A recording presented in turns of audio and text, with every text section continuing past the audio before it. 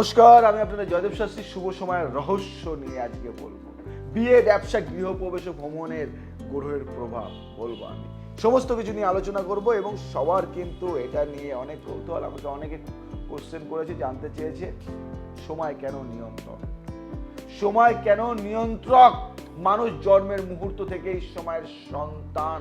সময় কেবল ঘড়ির কাঁটা নয়, সময় মানে নক্ষত্রের অবস্থান, গ্রহের গতি, আকাশের ছায়াপথের ছন্দ। ভারতীয় শাস্ত্র এই সময়কে মুহূর্ত নামে অভিহিত করেছে। প্রশ্ন হলো, কেন এই মুহূর্ত বা শুভ সময় এই এত গুরুত্বপূর্ণ? ধরুন কেউ তাড়াহুড়ো করে বিয়ে করলেন, গ্রহ তখন অশুভ অবস্থায় ছিল। বিবাহের পর হয়তো দেখা গেল দাম্পত্য ক্রমাগত ঝগড়া, সন্দেহ, এমনকি বিচ্ছেদ। আবার কেউ ব্যবসা শুরু করলে এমন দিনে যখন শনির প্রতিকূল দশা চলছিল, তখন দেখা গেল লাভের বদলে ক্ষতি হলো, দেনা শোধ করা গেল না। আবার কেউ গৃহপ্রবেশ করলে রাহুকালের মধ্যে হঠাৎ করে সেই বাড়িতে অশান্তি, রোগ বা অকাল মৃত্যু শুরু হলো। কেন হয় এসব? কিসের জন্য হয়? এটার জন্যই তো একজন জ্যোতিষ, একজন অ্যাস্ট্রোলজার। তাহলে কি সবই কাকতালীয়? না, শাস্ত্র বলে প্রতিটি সময় এক একটি শক্তির বাহক। সেই শক্তি যখন শুভ হয় তখন কাজ ফল প্রসূ হয়, আর অশুভ হলে সেই কাজ বাধাগ্রস্ত হয়। সেই নিয়ে আমি জয়দেব শাস্ত্রী আজকে আলোচনা করব। ভালোভাবে শোনো, ভালো লাগলে শেয়ার করো। বিয়েতে শুভ সময়ের প্রয়োজন। বিয়ে শুধু দুটি মানুষের সম্পর্ক নয়, দুটি পরিবার ও দুটি জীবনের সংযোগ। এখানে শুক্র গ্রহ মুখ্য ভূমিকা নেয়। শুক্র যখন শুভ তখন প্রেম ও ভক্তি স্থায়ী হয়, কিন্তু শুক্র যদি অশুভ অবস্থায় থাকে তখন দাম্পত্য ভেঙে যায়। শাস্ত্র মতে অশুভ সময় বিয়ে হলে স্বামী স্ত্রীর মধ্যে মানসিক অস্থিরতা বাড়ে। যেমন মঙ্গলের অশুভ প্রভাব থাকলে স্বভাব হয় একগুঁয়ে ও আক্রমণাত্মক, ফলে ঝগড়া হয় বারবার। চন্দ্র দোষ থাকলে সন্দেহ জন্ম নেয়। রাহু শনি প্রভাব থাকলে সম্পর্কের মধ্যে গোপন কপটতা ঢুকে পড়ে। অন্যদিকে যদি বিয়ে এমন সময় হয় যখন চন্দ্র শুভ নক্ষত্রে আসে, শুক্র সধীর, বৃহস্পতি বিয়ে যোগ অবস্থান করছে, তাহলেই সেই দাম্পত্য হয় স্থায়ী ও আনন্দময়। বুঝলে? তাহলে সময়ের গুরুত্ব তোমরা দেবে তো? অবশ্যই দেবে। ব্যবসা শুরু করার জন্য শুভ সময় কখন জানো? ব্যবসা মানে কেবল অর্থ উপার্জন নয়, বরং এক নতুন শক্তির প্রতিষ্ঠা। শাস্ত্রে বলা হয় ব্যবসা শুরু করার সময় বৃহস্পতি ও বুধ শুভ থাকা জরুরি। বৃহস্পতি দেয় বিস্তার, উন্নতি, আশীর্বাদ। বুধ দেয় বুদ্ধি, হিসাব নিকাশ ও বাণিজ্যের সাফল্য।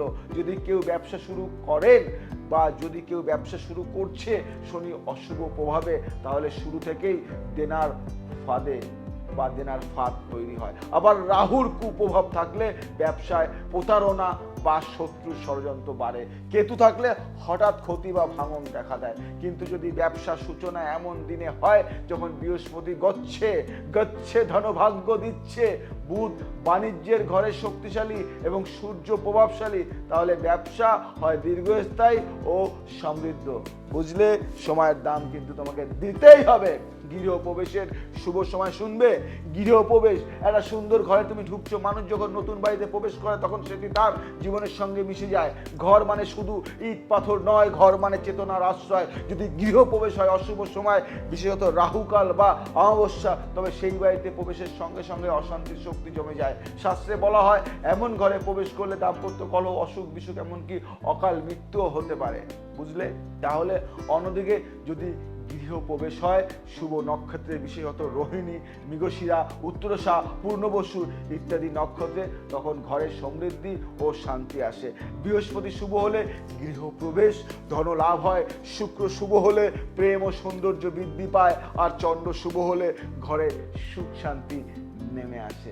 তাহলে সময়ের দাম কিন্তু দেবে। সময়ের দাম দিতে হবে, মুহূর্তর দাম দিতে হবে, ক্ষণের দাম দিতে হবে, পালের দাম দিতে হবে। ভ্রমণের জন্য শুভ সময় কোনটি? ভ্রমণ মানে নতুন যাত্রা, আর প্রতিটি যাত্রাই গ্রহ দ্বারা নিয়ন্ত্রিত। শাস্ত্র বলে ভ্রমণে মূল প্রভাব ফেলে চন্দ্র ও বৃহস্পতি। চন্দ্র ঠিক না হলে ভ্রমণে দুর্ঘটনা বা অসুস্থতা ঘটে। বৃহস্পতি অশুভ হলে ভ্রমণ বিফল হয়, কাজ সফল হয় না। যদি কেউ ভ্রমণে যায় রাহুকালে বা শনির অশুভ দশায়, তবে যাত্রা অর্ধেক পথে থেমে যায়, ঝগড়া বিবাদ হয়, এমনকি অপ্রত্যাশিত দুর্ঘটনাও ঘটতে পারে। কিন্তু ভ্রমণ যদি শুভ দিনে হয়, চন্দ্র যখন শুভ নক্ষত্রে, তখন যাত্রা সফল হয়, নতুন পরিচয় হয়, কাজের উন্নতি করে। তাহলে সময়ের দাম দিতেই হবে। মুহূর্তের দাম তোমাকে দিতেই হবে। শুভ ও অশুভ সময়ের প্রকৃতি তাৎপর্য নিয়েও আমি আলোচনা করব। এখানে প্রশ্ন আসে, সবাই কি একই সময় একই ফল পান?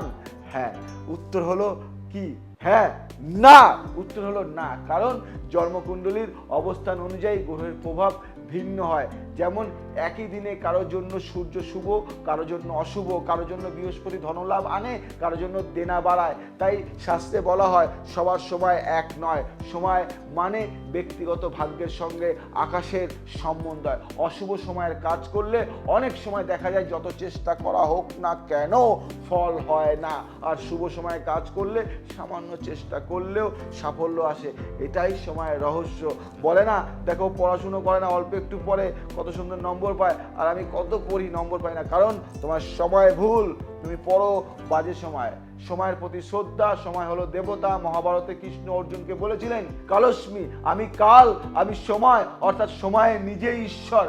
যে ব্যক্তি সময়কে সম্মান করে, যে কাজের আগে শুভ সময় দেখে নেয়, সেই ব্যক্তি জীবন শান্তি ও সমৃদ্ধিতে ভরে ওঠে। আর যে সময়কে অবজ্ঞা করে সে নিজের অজান্তেই বিপদ ডেকে আনে। তাই বিয়ে, ব্যবসা, গৃহপ্রবেশ বা ভ্রমণ সব ক্ষেত্রেই শুভ সময় নির্বাচন করা মানে কেবল আচার নয়, বরং জীবনের সঠিক ছন্দের সঙ্গে নিজেকে মেলানো। যখন এই ছন্দের সঙ্গে মানুষ মিশে যায় তখন জীবনে আসে আনন্দ, উন্নতি আর সাফল্য। তাই সময়ের দাম দেবে, সময়ের দাম তোমাকে দিতেই হবে, মুহূর্তের দাম তোমাকে দিতেই হবে। তাই সময় থাকতে থাকতে কন্ট্যাক্ট করো। যে কোনো সমস্যার সমাধানে আমি জয়দেব শাস্ত্রী আছি, তোমাদের পাশে থাকবো, ছিলাম, আছি, থাকবো। তাই সময় থাকতে থাকতে নিজের সমস্যার সমাধানটা করে নাও। সমস্যাটাকে জিয়ে রেখো না।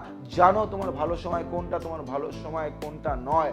আর যদি জানতে পারো তোমার ভালো সময় কোনটা, তাহলেই তো তুমি সবার থেকে একটু আলাদা। তাই যদি ভালো লাগে শেয়ার করো, লাইক করো, কমেন্ট করো এবং সবার সাথে শেয়ার করে দাও। আজ আসি, আবার আসবো নতুন কিছু নিয়ে। জয় শ্রী রাম কৃষ্ণ।